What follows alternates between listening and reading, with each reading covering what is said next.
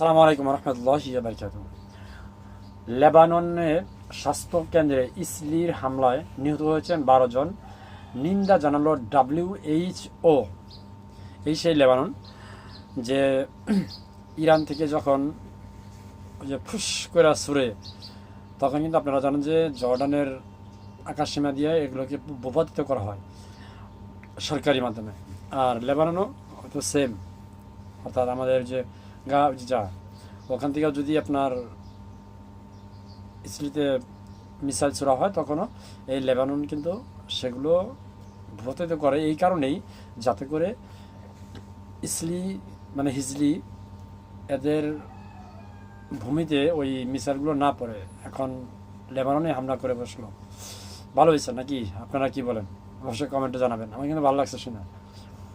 আসলে দেখি, লেবাননের দক্ষিণ অঞ্চলে একটি প্রাথমিক স্বাস্থ্য কেন্দ্রে ইসলি বিমান হামলায় 12 জন চিকিৎসক, প্যারামেডিক এবং নার্স সহ নিহত হয়েছেন। বিশ্ব সংস্থা স্বাস্থ্য WHO প্রধান টেডরোস আদানোম গেব্রেয়েসুস শনিবার এই তথ্য নিশ্চিত করেছেন। শুক্রবার গভীর রাতে বুর্জ কালাউইয়া নামক একটি এলাকার ও স্বাস্থ্য কেন্দ্রে এই হামলা চালানো হয়।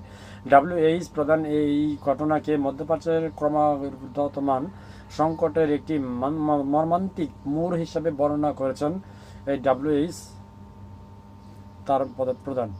সামাজিক মাধ্যমে এক্স-রে এক বার্তায় গেব্রেয়েসুস জানান, গত 24 ঘন্টায় দক্ষিণ লেবাননে অন্তত 14 জন স্বাস্থ্যকর্মী প্রাণ হারিয়েছেন। বুর্জ কালাউয়া ঘটনায় কয়েক ঘন্টা আগেই আল সোয়ানা এলাকায় একটি স্বাস্থ্য স্থাপনা হামলা আরও দুইজন প্যারামেডিক নিহত হন, অর্থাৎ চিকিৎসক আর কি।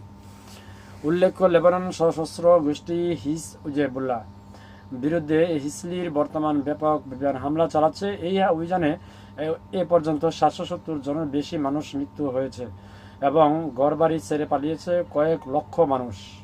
পাল্টা জবাব হিসাবে হিজবুল্লাহ হিজলির ভূখণ্ড লক্ষ্য করে শত শত রকেট নিক্ষেপ করেছে। আন্তর্জাতিক মানবিক আইন অনুযায়ী স্বাস্থ্যকর্মী ও চিকিৎসা স্থাপনাগুলো সুরক্ষিত থাকার কথা থাকলেও চলমান যুদ্ধে সেগুলো বারবার হামলার শিকার হচ্ছে। বিশ্ব স্বাস্থ্য সংস্থার প্রধান আবারও সকল পক্ষকে স্বাস্থ্যসেবা কর্মী সুরক্ষা নিশ্চিত করার জন্য এবং আন্তর্জাতিক আইন মেনে চলার আহ্বান জানিয়েছেন। পরিস্থিতি ভয়াবহ তুলে ধরে তিনি বলেন, সংঘাতের কারণে লেবানন চিকিৎসা ব্যবস্থা এখন চরম বিপর্যয়ের মুখে দাঁড়িয়েছে। অর্থাৎ মানে এগুলো যদি মুসলমান যদি করে দেশ, তাহলে এটা খারাপ।